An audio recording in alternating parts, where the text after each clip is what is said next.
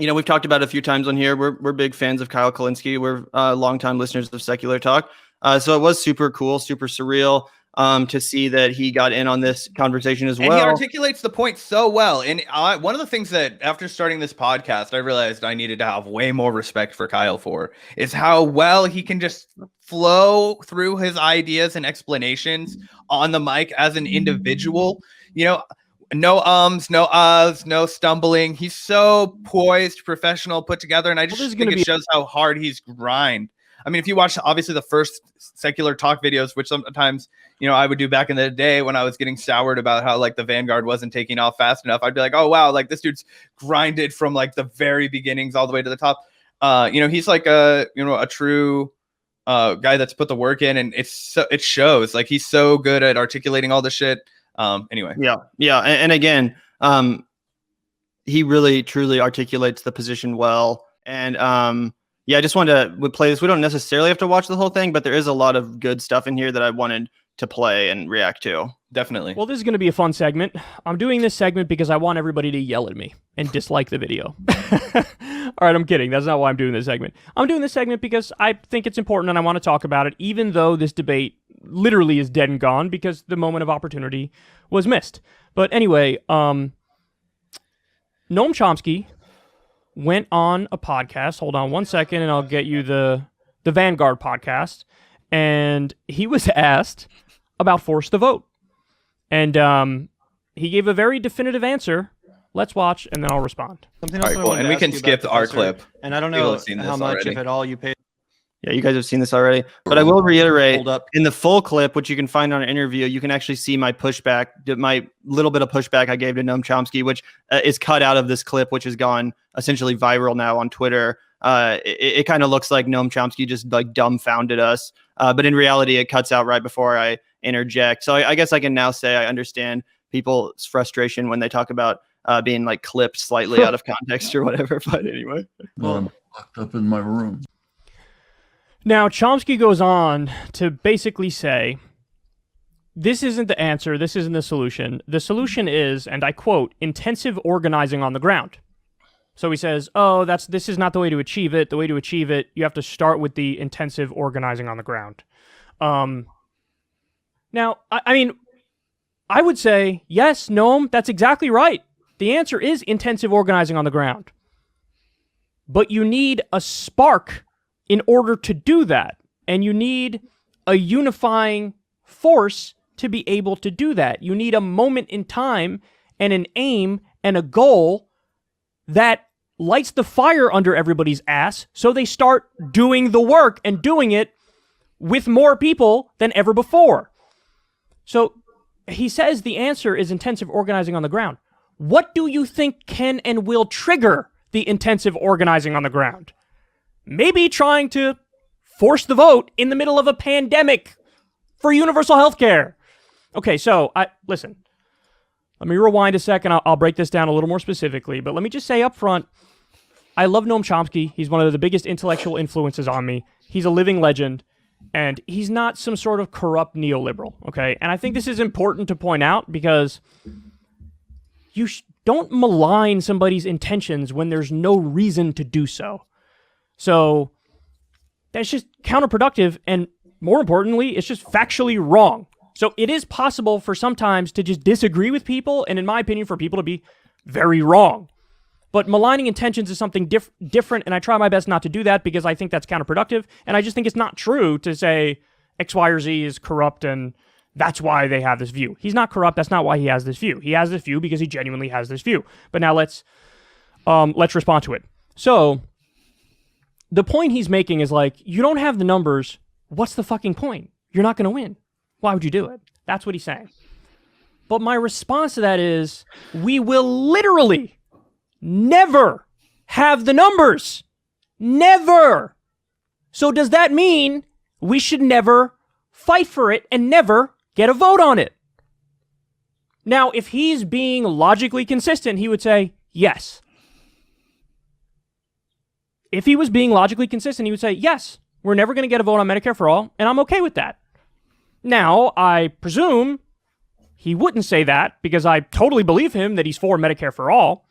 So then that leads to the next question, which is, if we're never going to have the votes, and we don't have the votes now, but we have a block of progressives who can apply pressure, why would you not use the block of progressives who can apply pressure? Guys, I've said it a million times, but I have to say it a million more, apparently. I'm not the one who came up with these strategies. When we founded Justice Democrats, it was based on let's be a left Tea Party. And the Tea Party, famously, they despised Obama as much as they despised John Boehner.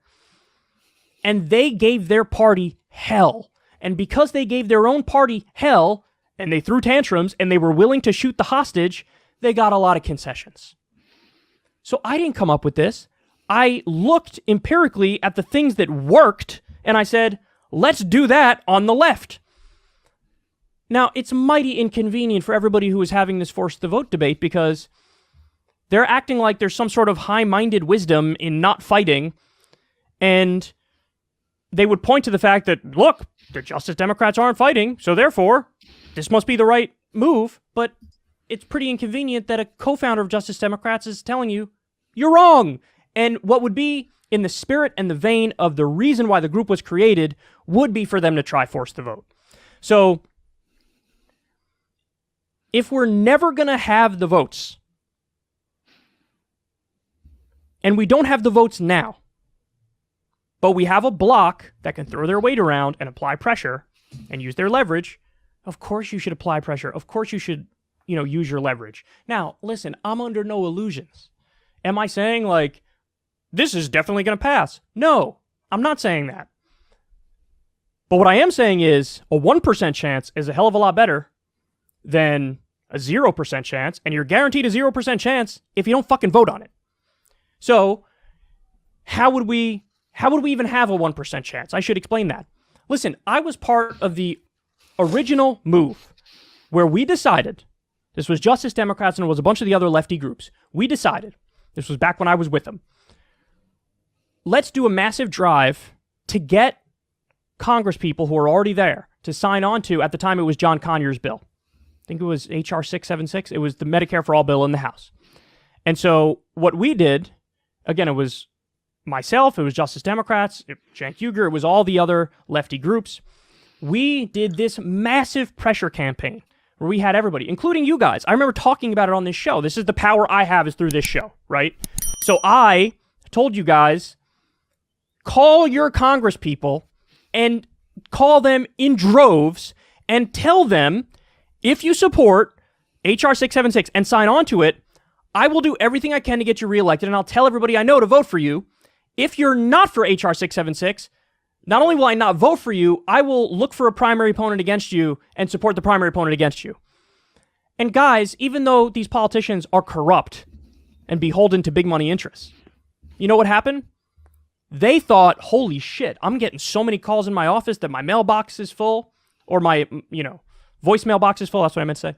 And the phone's ringing nonstop off the hook and everybody's saying the same thing. If I don't do this, I'm going to lose my reelection. So what happened? We took the number of politicians who were for Medicare for All in the House. It was like 6 or 12 or some abysmally low number. And we brought it to over 100. We brought it to over 100. Now, that was when we decided, let's do a pressure campaign. That was mostly through phone calls. If you get to a place where you force a vote in the House on Medicare for All, you say, we're going to deny Nancy Pelosi her speakership unless and until there's a vote on Medicare for All. That is a mobilizing moment where now it's not just all the progressive groups on the same page and everybody making phone calls, right? Now it's also, let's march on Washington. Let's try to get 1 million bodies in the streets saying we need universal health care in a pandemic. We're the only developed country that doesn't have universal health care. So when you have that mobilizing moment and that spark, and the vote is going to happen, well, you bring immense pressure on Washington, D.C. Now, even given that, do I think it's going to pass? Probably not. Probably not. But I do think it'll do better than a lot of people believe. And so if/when it fails, and again, I only think it's like a 1% chance of success, but if/when it fails, it's not over. See, this is the thing. Everybody thinks it's cool and edgy to be like defeatist or really intellectual. I'm so intellectual that I never want to vote on any of my priorities.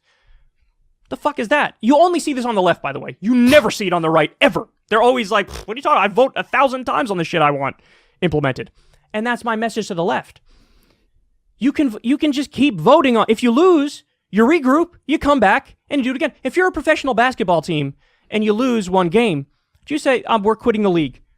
No, you show up for the next game, and you fight, and you practice, and you fight some more. It's the same thing in politics.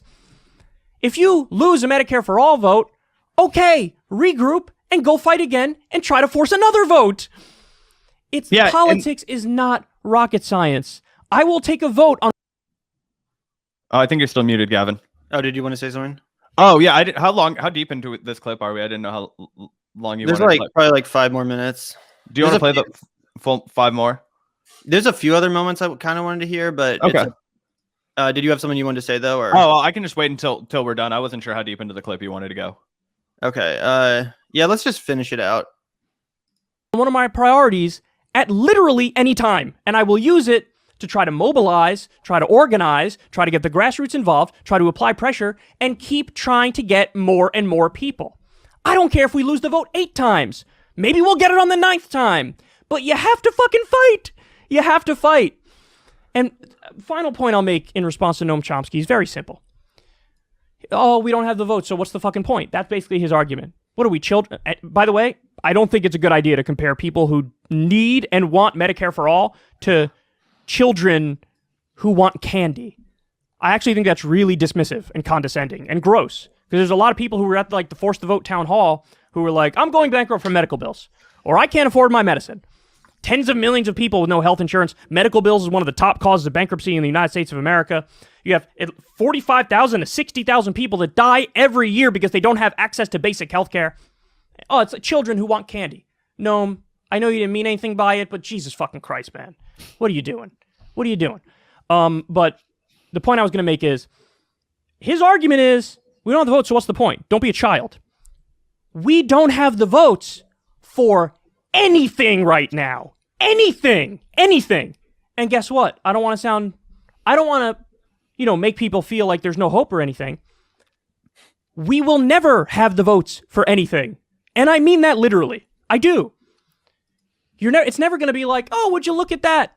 60% of the House of Representatives and 60% of the Senate are in favor of, fill in the blank, free college, ending all the wars, universal basic income. We are never going to have the votes for any of our priorities, ever. So I ask again, does that mean, what are you, a child? What are you, stupid? You want to waste time on that? What are you doing?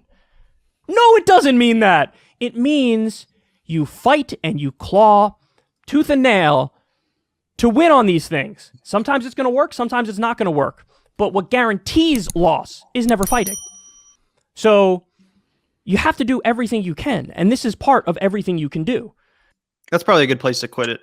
Yeah, and I just wanted to jump on and say, this is probably one of the more elegant, laid out, responses that I've seen to this, right? And obviously, you kind of said this before. Kyle's a master at this. He did a better job than we could do, essentially in one take, just coming out and being like X, Y, and Z. And so it was super surreal as a longtime secular talk listener to see ours, fucking mugs on that show and that channel. And that was crazy. Obviously it's a little geeky to say something like that, but whatever, fuck it. It was true. I've watched so much secular talk that it was a little bit surreal. But anyway, aside from that, I thought Kyle made an excellent point. So, fucking 2 birds, 1 stone right there.